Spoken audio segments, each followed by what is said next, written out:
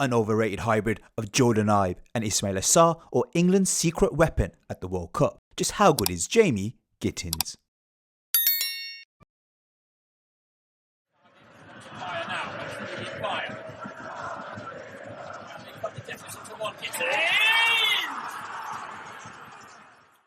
Gittens is a bit of an enigma in front of goal. Statistically, not someone who generates a high volume of chances, averaging just 0.19 xG per 90, significantly lower than elite wide forwards like a Vinny, who produces close to triple that. Yet, despite the low xG, Gittens converts at a rate of 0.34 goals per 90, so when the chances do fall his way, he tends to take them well. He's also capable of scoring explosive goals where the xG is low. Gittens has just completed his first season of consistent senior football, scoring 12 goals in 48 appearances. Now, there's no extensive prior record of goal scoring, so it makes it difficult to judge just how sustainable this level of finishing is. He's still very much a raw and developing profile. Technically, there's quite a bit to admire. Cuts inside onto that right foot well, capable of some explosive ball striking, generates power with minimal backlift. His shots often whip, dip aggressively, so there's genuine threat from distance. He's also got this ability to finesse efforts into the far corner, though not with elite level regularity. Left foot usable, not shy about letting fly from that side, although there isn't the finesse angle when he cuts in onto the left foot. His shooting style feels instinctive, doesn't overthink in front of goal, which has its upsides, unpredictability, aggression, but also downsides, particularly against low blocks. Does he have the nuance, the composure to manipulate the situation where time and space is restricted? He can fashion chances, but sometimes he makes suboptimal choices. Overall, he shines in probably chaotic moments where he can show sharp footwork, explosive body shifts, which does open up unconventional angles for shot. Overall, the big concern is that his involvement in high value areas.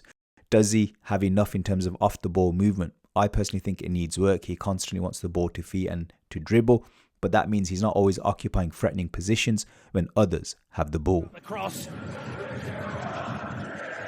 Second chance opportunity for Gittens. Created enough tonight to be on the score sheet. Gittens, side netting. Statistically, Gittens attempts 8.42 dribbles per 90 with a 58% success rate, and that places him among some of the best wide dribblers in Europe. And that success rate, that volume, it's better than the likes of Kvaratskhelia, Martinelli. Averages 5.18 progressive runs per game, more than a Nico Williams. From an eye test perspective, Gittens is an extremely exciting winger to watch in full flight. He combines explosiveness, strength with genuine technical flair, really sharp step overs, some of the best I've seen in the game, to be honest, in recent times. Changes direction with minimal effort, aided by low centre of gravity, powerful stride. Thrives in isolation scenarios. When he's on it, he can go past 1, 2, even 3 players. Doesn't really need an overlapping fullback. A single defender is going to be not really enough to contain him. He's that type that often forces double marking. He's not limited in terms of how he dribbles. He's comfortable cutting inside from the left, but he can also go down the line on the outside. He can do the same thing on the opposite flank as well. There are times, especially when he's crowded out, where he can look a bit rushed or clumsy against very low blocks. That's if he's off form, lacking rhythm. But generally, I'd say he's a handful and can embarrass even elite fullbacks, I'd say, in a one-on-one duel. Technically, I'd say he's got closer control than someone like Rashford, but he's not going to be a generational dribbler like a Hazard, Neymar. Probably more all-rounded dribbler than a Jadon Sancho, who's technically better than him, but because of his athletic profile, he's going to be more effective due to that explosiveness, unpredictability, and raw penetration. The former stadium now is a beautiful.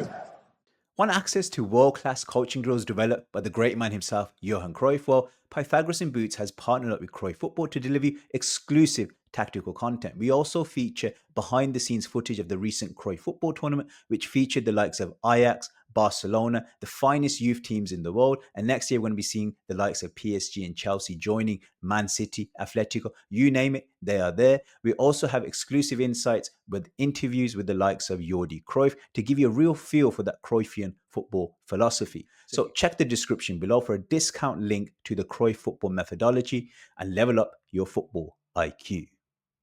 Header there, and here's Anton Baku taking it in his stride. Statistically, Gittens stands out for his defensive involvement, averaging 4.9 defensive actions per game, a figure that doubles the output of someone like Vinny and also exceeds hard-working peers like Kvaratskhelia, Martinelli and Nico Williams. And that stat does signal a willingness to track back and engage without the ball, which is a non-negotiable for many top-level systems. Physically, Gittens has the raw ingredients to be a nightmare for ball carriers. He's quick, he's strong in duels, and his recovery pace should in theory allow him to eat up ground when caught up high. His 55% duel success rate is pretty solid and suggests that when he does engage, he often comes out on top. Looks like he's a player that can cut out passes, gets into decent intercepting positions, but it's not all polished. The eye test shows that this is a player that's still trying to grow in terms of his defensive IQ.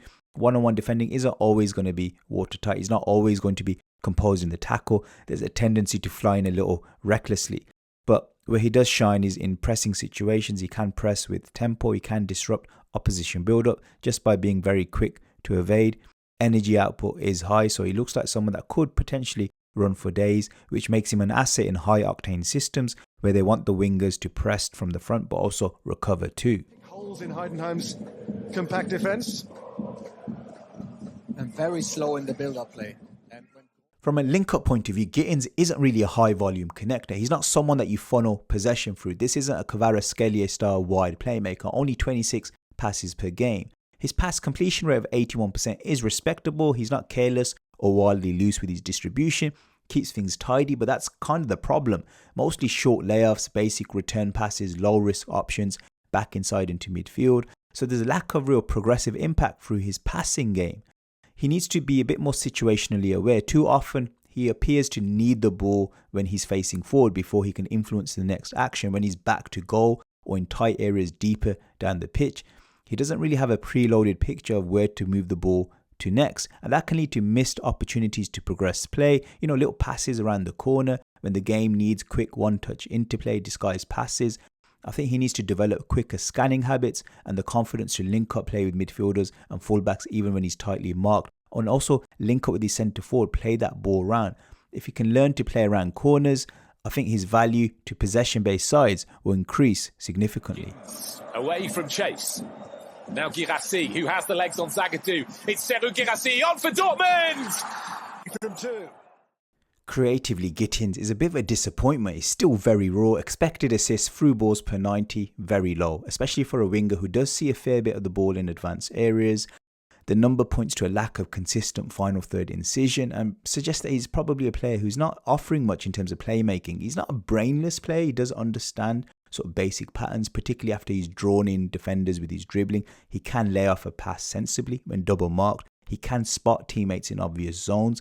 So he's got functional intelligence, but there's little evidence of elite level vision or the kind of passes that regularly break defensive structures.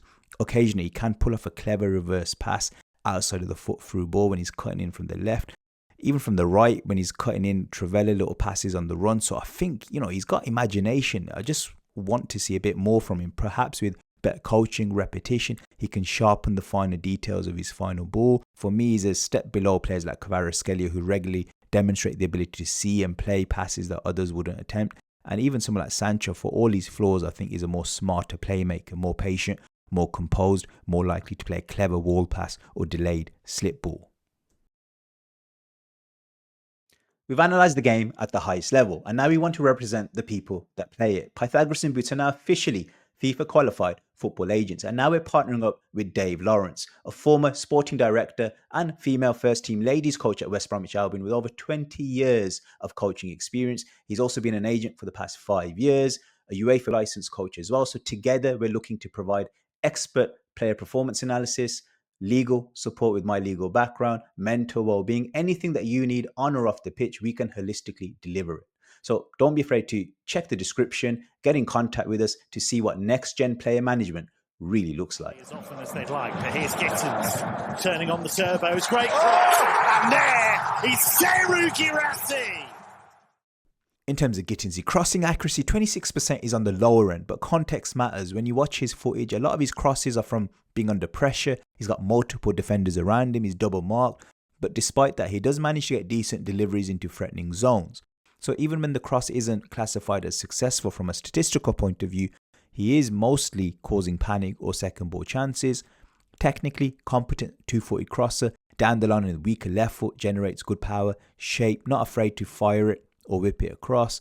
Where he shines is probably that inverted cross from deep positions. Reminds me a bit of Ashley Young, where he's cutting in from the left onto his right foot. But he uses a sort of valve technique. He hits through the ball with a bit of whip. There's not much curl in the cross, but he's got a fast dipping ball into the corridor of uncertainty. Overall, I'd say the precision needs work. Needs to target runners more effectively rather than just hitting it into dangerous areas. But overall, I'd say he's capable of generating danger from both flanks, and his inverted crossing could become a key assist weapon with better decision making and timing. Open up some spaces. Gittens. Keeping up at the far post. 1 step forward, 2 steps back. Riasson. It's a great ball in, but the header is off target.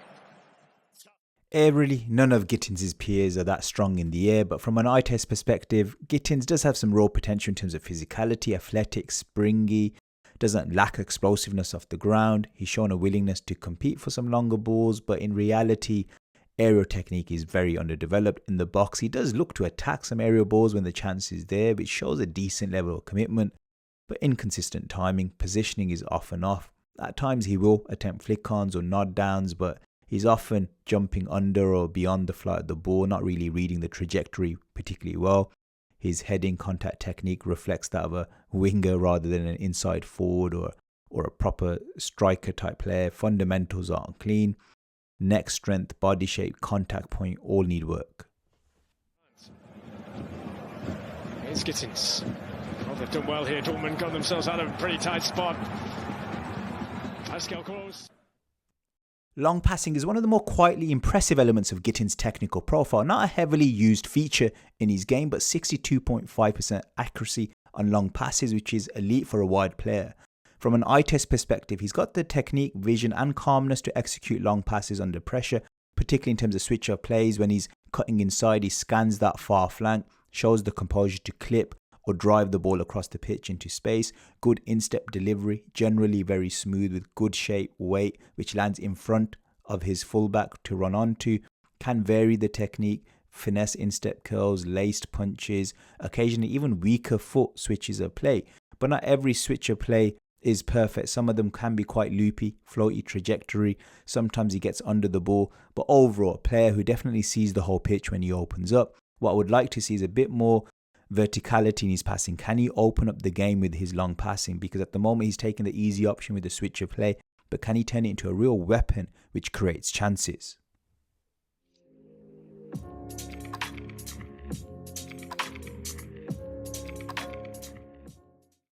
Tactically, there's been a lot of upheaval at Dortmund. Now, prior to Kovac's arrival in January, they lined up in a 4-1-4-1, 4-2-3-1, but generally back four system with wide players. So Gittens would find himself on the wing, whether it's left wing or right wing, it didn't really matter. Now, one of the key attributes that Gittens brought to the table to the Dortmund side prior to Kovac's arrival was his ability in transition. Now, against a team like Bayern Munich, you're going to have a lot of the ball. This is where a player like Gittens can come alive. And let's just say Dortmund have won the ball here. Gittens is that player that even though he's not connecting with these players, not getting heavily involved in possession, he can come alive during these moments where the opposition are caught too high up the pitch. He can then drive with that ball into the opposition's penalty area. And even if these players are trying to recover, such as his sheer athleticism, he can drive with that ball and get in behind without them really being able to catch him. So that's when you see Gittens at his best. Whenever Dortmund would come up against low blocks, this is where Gittens' limitations come to the fore. Now, there are some strengths. This is a player who can go past players one-on-one and put a ball in with his weaker foot down the line for Girassi to head the ball. So he has got that capacity. He's also got the capacity to almost beat another player, and then get a shot off direct on goal. So against low blocks, there is that maverick element where he can open up teams. However, the big issue is that, let's just say the opposition team are very well organized, and he's got a man on his back. He's got a man sort of blocking the passes as well. And he's struggling to get involved. And most of the play starts going into the opposite side. And even though he's in a low block setting, and normally in a transition-based game, if he was in isolation, he'd just be waiting for the right moment to pounce and get in behind. But against a low block, that ball's not coming to him, and he's struggling to get involved. And I constantly saw this situation where whenever Gittens is trying to get on the ball, he's got a man on his back. And instead of trying to progress the game, he just passes it back. And then he's struggling to get involved again, doesn't see the ball again for ages. Then he gets the ball maybe here, where he's less effective. Then again, gets a bit of pressure from the midfield, passes it back again. Then he's drifting into these areas again. And he starts wandering for the ball, but he doesn't really know how to influence the game. So this is something that if he does come to a side like Chelsea, who are going to see a lot of the ball, there's got to be a constant supply of possession so that he doesn't start coming inside where he's less effective. Because when he gets into these central areas, he's not really going to have the vision to really find these killer passes. Yes, there might be little moments here and there, but he's not Kvaratskhelia. He's not someone that you want roaming in central areas time and time again, because he just hasn't got the, that higher end level of execution in terms of that killer passing to really open up sides. Now, this issue has been exacerbated, especially now that Kovac has come in and he's changed the system to what is predominantly a 3-4-2-1. He's playing with a lot of back three systems. Sometimes you see a 3-4-3 where potentially you could see Gittens come back into the team. But even then, you've got wing backs who are going to generate width. They're going to be the ones that are penetrating this space here, which is where I think Gittens is at his best. Whereas Gittens isn't really going to be that strong in these areas. Yes, he can get shots off. But like I said, from a creativity point of view and a link-up point of view with the midfield, he just hasn't got that in his locker at this moment in time in his development. So we now move on to Chelsea. And before we put Gittens into the team, let's just have a look at the current lineup and where the issues have been. Now, someone like Neto, in theory, left-footed player, going out to the left flank here, stretching the width. Madueke also a hugging the touchline type of winger. In theory, you've generated maximum width. This is good. This is what you need to break open low blocks. Now, Neto, someone who isn't shy to put a cross in. But the issue is in the box, there was only really Nicholas Jackson, not someone that you would trust to really head the ball. Palmer's not really that good of header of the ball either. So you're getting supply from the flanks, but there's no real crosses coming in because they know no one in the box can head it. So all you see is maximum width, but then ball being played back. Lots of sideways passing with no real penetration. Now let's introduce the likes of Delap and Gittens into the lineup. How does that improve Chelsea? Now, obviously, I'll do a deeper dive on Chelsea as the season progresses and we see other changes that are made to their lineup. The likes of Gusto, Madueke could be upgraded as well from a transfer perspective. But just putting them into that team that played against Betis, what Gittens gives you is the ability to obviously drive inside and get shots off. Someone like Delap, while he's running through, could be slipped in as well. Yes, his creativity is not at a high-end level. However, just being a right-footed player, tactically he can play that pass, whereas someone like Neto would only go around the outside. So he's two-dimensional, whereas Neto's one-dimensional, just going down this side. Secondly, if he does go down the line, he can put that weak foot cross on. And now, instead of Nico Jackson being in the box, you've got Delap, someone who does and can head the ball. So already you've generated width, you've kept your width from last season, but you've also got the inverted threat. He doesn't need support from Cucurella. Cucurella can just tuck in here because Gittens is someone that thrives in isolation one-on-one. He'll be fine. And as long as you've got another isolation winger over there, you've generated maximum width, you've stretched open that back four, and you've got a striker who can now head the ball. So in theory, Maresca's system should be more functional with these two signings.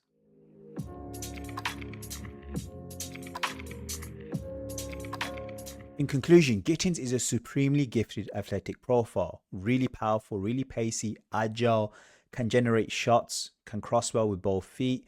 He's a game breaker, and I can imagine him being a real weapon off the bench, for example, for England at the World Cup. The question is, can he become a starter player who week in, week out can threaten defenses, whether it's small teams, low blocks, whether it's big teams in transition? I think he suits big games purely because of that pace and power element where there'll be more space to work with. The question is, can he generate 20 goals a season as a wing forward or a winger?